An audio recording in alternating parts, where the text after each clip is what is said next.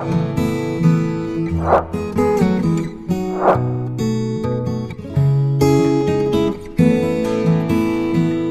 Friends, welcome to Vanta వినోదం.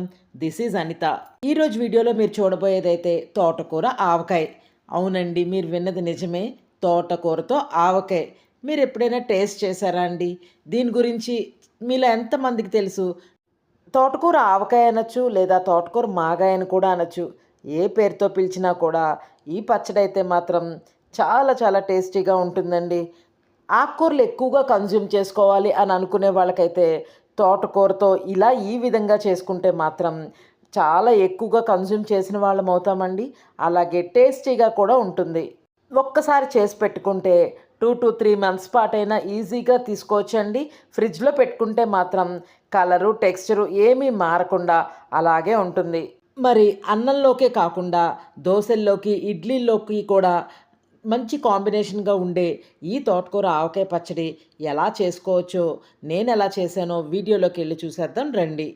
దీనికోసం ఫ్రెష్గా ఉన్న తోటకూర కట్టల్ని నేను ఇక్కడ 2 కట్టలు తీసుకున్నానండి. కొంచెం పెద్ద సైజుగానే ఉన్నాయి ఈ కట్టలు. మీకు ఎంత కావాలంటే అంత తీసుకోవచ్చు. తోటకూర కట్టల్ని కట్టల పళంగా వీడియోలో చూపిస్తున్నట్టు నీళ్ళల్లో 2 to 3 times బాగా వాష్ చేసి నీళ్ళంతా వడిలిపోనివ్వాలి. తర్వాత తోటకూర అంతటిని బాగా సన్నగా కట్ చేసుకుని ఒక క్లాత్ వేసి బాగా ఆరే విధంగా ఇలా పరిచినట్లుగా వేసుకుని ఉంచుకోవాలి. అస్సలు తడేమీ లేకుండా పూర్తిగా డ్రై అయ్యేలా చూసుకోవాలి. తోటకూర అంతా బాగా డ్రై అయిపోయిన తర్వాత తోటకూర ఎంత వచ్చింది అనేది ఒక్కసారి కొలుచుకోవాలి. నేనైతే మెజరింగ్ కప్ తోటి కొలుస్తున్నానండి, ఈజీగా అందరికీ అర్థం అవ్వటం కోసం. ఇలాగా మెజరింగ్ కప్తో బాగా నొక్కినట్లుగా తీసుకుంటూ తోటకూరని కొలుచుకుంటే నాకు 4 కట్టల దాకా తోటకూర వచ్చింది. తోటకూర కొలవడానికి మెజరింగ్ కప్పే అవసరం లేదండి. మీ దగ్గర ఉన్న ఏ కప్ అయినా పర్వాలేదు, ఏ కప్పుతో అయినా సరే. నేనైతే ఇక్కడ 4 కప్పులు తోటకూరను కొలుచుకున్నాను. అలాగే నిండుగా వచ్చేలాగా మీ ఇంట్లో ఉన్న ఏదో ఒక కప్పుతో 4 కప్పులు తోటకూర కొలుచుకుంటే దానికి 2 కప్పుల వరకు మామిడికాయ తురుము ఉండాలి. బాగా పుల్లగా ఉండే ఎటువంటి మామిడికాయనైనా తీసుకోవచ్చు. తొక్క తీసి శుభ్రంగా ఇలా తురుముకుని కొలుచుకోవాలి. ఒకవేళ పునాసకాయలని వస్తూ ఉంటాయి చూసారండి, అవైనా వాడుకోవచ్చు, ఇబ్బంది ఏం లేదు. ఇప్పుడు దీనిలోకి 1/4 కప్పు వరకు పీల్ చేసేసిన వెల్లుల్లిపాయలని తీసుకోవాలి. వెల్లుల్లిపాయలు అన్నీ కూడా కాస్త క్రష్ చేసినట్లుగా, పూర్తి మెత్తగా కాదండి, కచ్చాపచ్చాగా ఉండేటట్లుగా క్రష్ చేసుకుని ఉంచుకోవాలి. ఇప్పుడు ఒక కడాయిని పొయ్యి మీద పెట్టుకుని 2 చెంచాల వరకు మెంతుల్ని వేసుకుని దోరగా ఎర్రగా వేయించుకోవాలి. మెంతులు 1 నిమిషం పాటు ఎర్రగా దోరగా వేగిన తర్వాత అందులోకి 2 చెంచాల వరకు ఆవాలను కూడా వేసుకుని చిటపటమనే వరకు కూడా వేయించుకోవాలి. మంచి గోల్డ్ కలర్ వచ్చే వరకు వేగి ఇలా సౌండ్ వచ్చే వరకు వేయించుకుంటే సరిపోతుంది. ఇలా వేగినవి ఈ రెండింటిని కూడా వేరే ప్లేట్లోకి తీసుకుని చల్లార్చుకుని మెత్తగా మిక్సీ చేసి పౌడర్ చేసుకుని ఉంచుకోవాలి. పచ్చడి చేసుకోవడం కోసం ఇప్పుడు ఒక కడాయిని పొయ్యి మీద పెట్టుకుని సుమారుగా 150 గ్రాముల దాకా ఆయిల్ని పెట్టుకుని కాగనివ్వాలి. ఆయిల్ కాగిన తర్వాత ముందుగా మనం రెడీ చేసి ఉంచుకున్న తోటకూర మొత్తాన్ని ఆయిల్లో వేసి బాగా వేయించుకోవాలి. మీడియం ఫ్లేమ్ పెట్టుకుని తోటకూర అంతా మగ్గే వరకు వేయించుకోవాలి. ఎక్కువ టైం ఏం పట్టదండి, చాలా తొందరగా కూడా మగ్గిపోతుంది. తోటకూర అంతా కూడా ఆయిల్లోనే మగ్గిపోవాలండి. పొరపాటును కూడా నీటి చుక్కను మాత్రం వేయకూడదు. దగ్గరుండి అడుగంటకుండా వేయించుకుంటూ ఇలా ఆయిల్ బయటికి కక్కే వరకు కూడా వేయించుకోవాలి.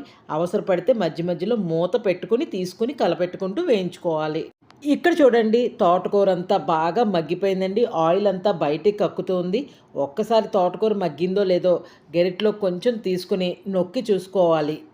తోటకూర పూర్తిగా మగ్గిపోయింది అని కన్ఫర్మ్ చేసుకుంటే కనుక దానిలోకి మనం ముందుగా కొలిచి ఉంచుకున్న మామిడికాయ తురుమునంతటిని కూడా వేసుకోవాలి.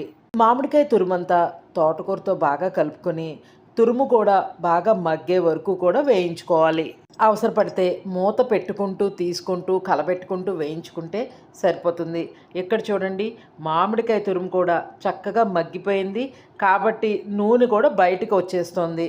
ఈ విధంగా మగ్గిపోతే ఇంకా సరిపోతుంది. ఇప్పుడు ఇలా మగ్గిపోయిన తోటకూరలోకి టేస్ట్కి తగ్గట్లుగా అంటే సుమారుగా 2 నుంచి 3 చెంచాలు మన క్వాంటిటీని బట్టి ఉప్పును వేసుకోవాలి. ఉప్పు కానీ కారం కానీ మామిడికాయ పులుపుని బట్టి కానీ లేదా మనం చేస్తున్న క్వాంటిటీని బట్టి కానీ హెచ్చు తగ్గులు అవుతూ ఉంటాయి. దాన్ని బట్టి మనం అడ్జస్ట్ చేసుకోవాలి. ఉప్పు అంతా బాగా మిక్స్ అయిన తర్వాత మన టేస్ట్కి తగ్గట్లుగా, అంటే నేను 2 చెంచాలు ఉప్పు వేశాను కాబట్టి కారాన్ని కూడా 2 చెంచాలే వేసుకుంటున్నానండి. మీ కారాన్ని బట్టి కూడా ఎక్కువ తక్కువలు అడ్జస్ట్ చేసుకోవాల్సి ఉంటుంది. ఉప్పు కారం బాగా తోటకూర మామిడికాయకి పట్టే విధంగా 2 to 3 మినిట్స్ పాటు బాగా కలిసే విధంగా కలుపుకొని ఇంక పొయ్యి కట్టేసుకోవాలి. ఇదంతా కొంచెం సేపు చల్లారిన తర్వాత మనం ముందుగా పొడి చేసి ఉంచుకున్న ఆవాలు మెంతుల పౌడరు 2 చెంచాల దాకా వేసుకోవాలి. ఒక్కసారి బాగా కలుపుకున్న తర్వాత మనం ముందుగా కొంచెంగా క్రష్ చేసి ఉంచుకున్న వెల్లుల్లిపాయలంతటినీ కూడా వేసుకోవాలి. ఈ తోటకూర ఆవకాయలోకి అయితే వెల్లుల్లిపాయలు కీ రోల్ ప్లే చేస్తుందండి. చాలా అంటే చాలా బాగుంటుంది. ఇలా క్రష్ చేసి కంపల్సరీగా వేసుకోవాలి. ఆవాలు మెంతుల పౌడరు, ఈ క్రష్ చేసిన వెల్లుల్లిపాయ బాగా కలుపుకున్న తర్వాత ఒక్కసారి చెక్ చేసుకోవాలి. ఇక్కడ చూడండి, నాకు పచ్చళ్ళలో ఆల్రెడీ కొంచెం ఆయిల్ తక్కువగానే అనిపిస్తుంది. ఇలా కొంచెం తక్కువగా ఉంది అని అనిపించినప్పుడు మరి కొంచెం ఆయిల్ని పొయ్యి మీద పెట్టి కాగబెట్టి చల్లార్చి ఇందులో కలుపుకోవాల్సి ఉంటుంది. ఇలా కలుపుకోవడం వల్ల పచ్చడి పాడవకుండా ఉండడమే కాకుండా డ్రైగా లేకుండా తేమగా ఉంటుంది. ఆయిల్ అంతా బాగా కలిసే విధంగా కలుపుకున్న తర్వాత పూర్తిగా చల్లారాక ఎయిర్టైట్ కంటైనర్లో పెట్టుకుంటే ఇంకేముందండి, మన టేస్టీ తోటకూర ఆవకాయ రెడీ అయిపోయినట్లే. రెగ్యులర్గా ఉండే మన ఆవకాయ మాగాయ తొక్కుడు పచ్చళ్ళతో పోల్చుకుంటే ఈ టేస్ట్ అయితే చాలా భిన్నంగా ఉంటుందండి. అన్నంలోకే కాకుండా ఇడ్లీ దోశల్లో కూడా చాలా అంటే చాలా టేస్టీగా ఉంటుంది. చూస్తుంటేనే నోట్లో నీళ్లు ఊరిపోతున్నాయి కదండి. నిజంగానే వెల్లుల్లిపాయ ఫ్లేవరు అన్నంలో కలుపుకుంటుంటే గుమగుమలాడిపోతూ వెరీ టేస్టీ. మీరు కూడా ఒక్కసారైనా సరే నేను చెప్పిన విధంగా నా స్టైల్లో తోటకూర ఆవకాయని చేసి చూసుకుని మీకు ఎలా వచ్చిందో నాతో కామెంట్స్లో తప్పకుండా చెప్పండి. అలాగే నా వీడియో కనుక మీకు నచ్చినట్లయితే ప్లీజ్ లైక్ చేయండి, షేర్ చేయండి, సబ్స్క్రైబ్ చేయండి, కామెంట్ చేయండి. మరొక మంచి వీడియోతో మీ ముందు ఉంటాను. Thank you so much.